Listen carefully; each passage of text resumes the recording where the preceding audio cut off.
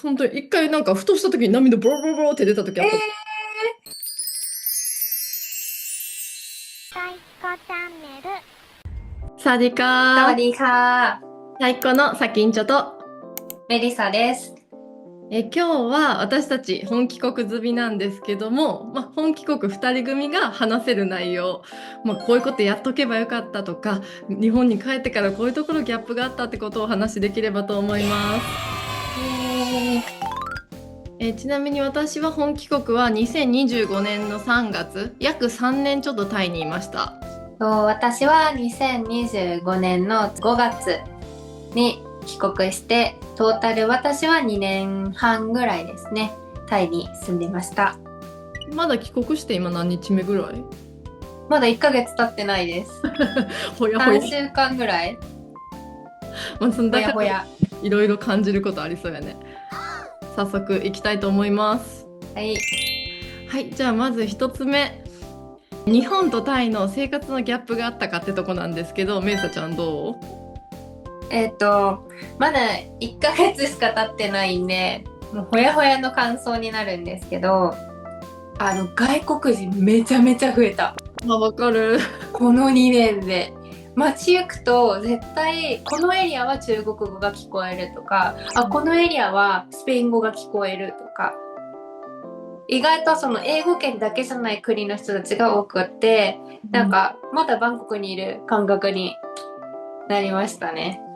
そういう意味ではいいギャップと、ちょっとまだ順応するのに時間かかりそうっていうギャップがありました。さきんちょさんは3ヶ月ぐらい経ってますけど、だいぶ順応したかなとは。私は3月に帰国したからもう寒すぎて、冬服がないみたいな状態で帰国した。で、私が今福岡に住んでるんですけど、実家が大阪だから全部私の荷物大阪にあって取りに帰らないといけないけど、その帰国したすぐはもうまず家を借りることから始めるから何も手元にないみたいな。もうできる限りの長袖をタイから持って帰ったけど寒すぎて、で幸いにも私の旦那の実家が福岡で、ちょうどその両親が迎えに来てくれた時に旦那のお姉ちゃんのコートとか持ってきてくれて借りて冬を乗り切ったっていう。やば。それで言うとですけど、スーツケースの荷物とかはもうちゃんと制限内で帰ってきたんですか？そう、40キロ40キロで80キロ。ギリギリだった。だから段ボールとかも使って入れて。もう一箱は全部食料とかにしたりして帰ってきたかな。で、制限オーバーしたってこだいぶオーバーしちゃって、と？そうなんだ。ここでトータルで46キロオーバーしました。待って、1キロあたりめっちゃ高くないあれ？計算したくないぐらい。約30万近く追加払います。だよね、だよね。いや、そう、大きいよ、そんな。いや、気をつけましょうってところだと思って。なんかそれはマジで気をつけましょうって言いたい。私もちょっとオーバーするやばいって思って、食品預けるのってさ、未開封じゃないとさ、国民なんか、でもちょっと開けたばっかりのやつとかあって、プロテインとか。はい。それを持って帰ろうとしたら、なんか2キロぐらいオーバーかもみたいな感じになって、空港でそのまま捨てた、プロテイン。その1キロあたりいくらっていうのと、プロテインの価格いくら考えたら、いや、捨てた方が安いって。いや、捨てた方が絶対いい、捨てた方が絶対いい、それは。空港で捨てたことはしたけど、なんかギリギリを攻めていったけどね。わかる。よくオーバーは。なんかどんだけ捨てたって思っててもね、意外と捨ててないってことありますよね。ねえ、本当に。あと、売宅懐かしいよね、こいつ。そう、売宅。いや、なんかね、駅と駅の間ぐらいの距離、公共交通機関がギリ、ちょっと手が届かない、かゆいとこに手が届かない時に、めっちゃ、歩かなきゃってなる。そう。なんか最寄りのスーパー徒歩10分も2年前とかだったら全然余裕だったのに、売宅ってなりますもん。そうそうそう。行くのはいいけど、帰るの重いから。そう、本当にそっちです、そっちです。ムブミーみたいな。そうわかる。しかもバンコク狭いからさ、こ完結する、もうスカンビットあたりで完結してることも多かったから、確かに。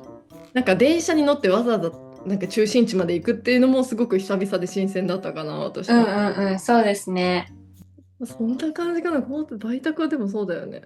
うん。私、友達いなさすぎて結構最初病んだかも。初めての地ってことですか？そう、初めての地だし、やっぱ、でも、やっぱ友達の作り方が分かんないね。こっちで、わかる、この年になるとね。こっちに住んでる人がいて、声かけて一緒に飲んだとかはあるけど、なんか確かに。バンコクみたいに、じゃあ次いつ会うで、こう、予定を簡単に決めたり、あ、ここ行きたいねっていうのがこう揃ったりしてどっか一緒に行くっていうのがないから、確かに。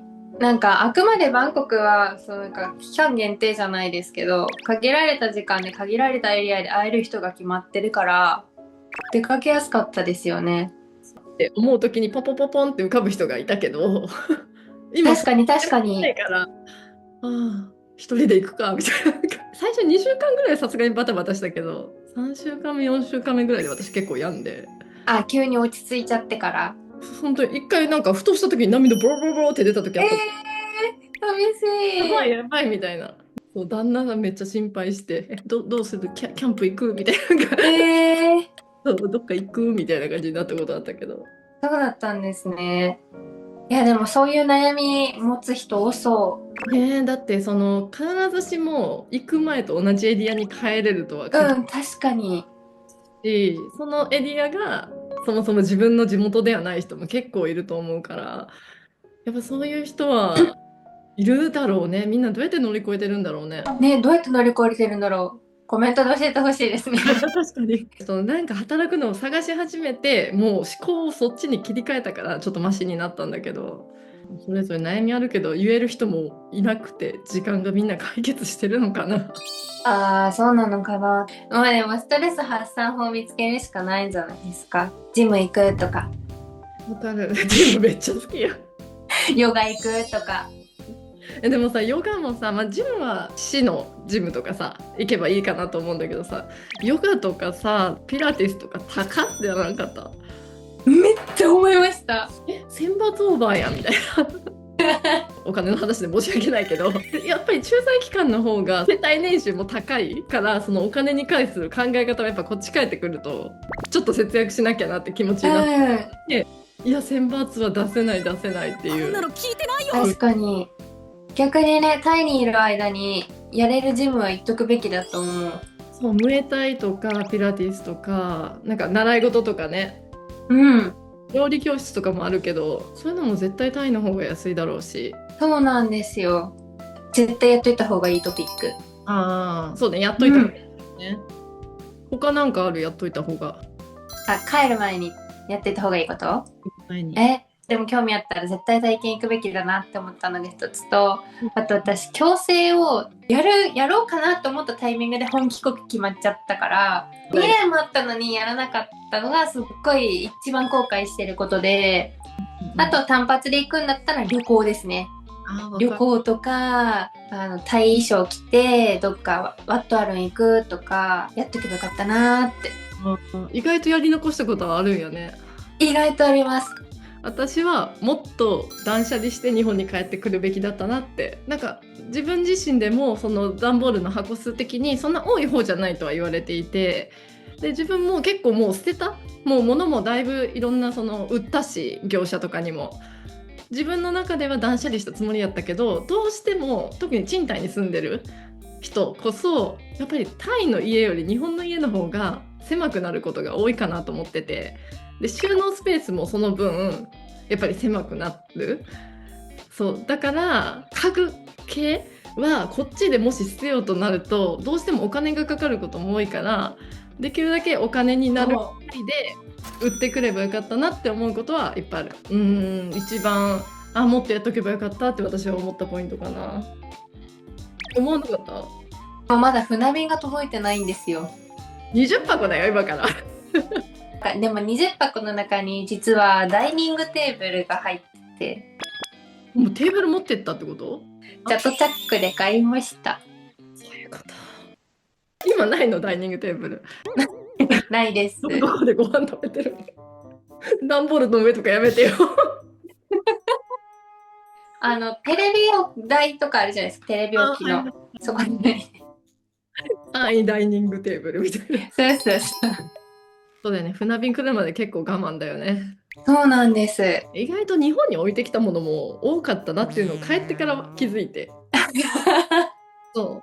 タイにあるもので捨ててきたなと思ったけど、その大阪の実家に置いてきた私のものとかも全然たくさんあって、もうそっちもめっちゃ使うんだけど、まだまだちょっと捨てないといけないものまだあるかな。でもトレファクトで売れないとか、安とか、タイ確かに。すごい思ったかな。いや、私どうしてもお金にしたかったから買い取りおばさんとかに売ってきたかな。この動画でもあるんですけど、ヤオさんに一番高く買い取ってくれる気がする。そのブランドもんじゃなければ。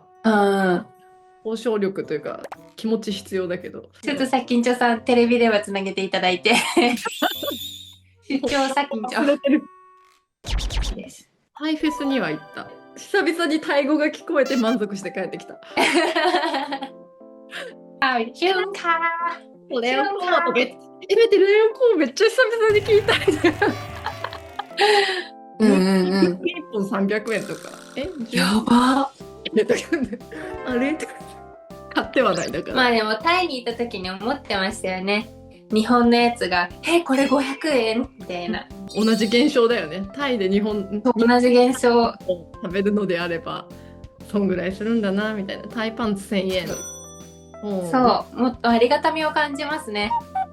やっといてよかった。ある？でもそれこそその買い取り最後に全部出したっていうのは断捨離の方法としては正解だったかなって思いますね。さきんちょさんはほら最後の弾丸旅行とか行ってたり。行った。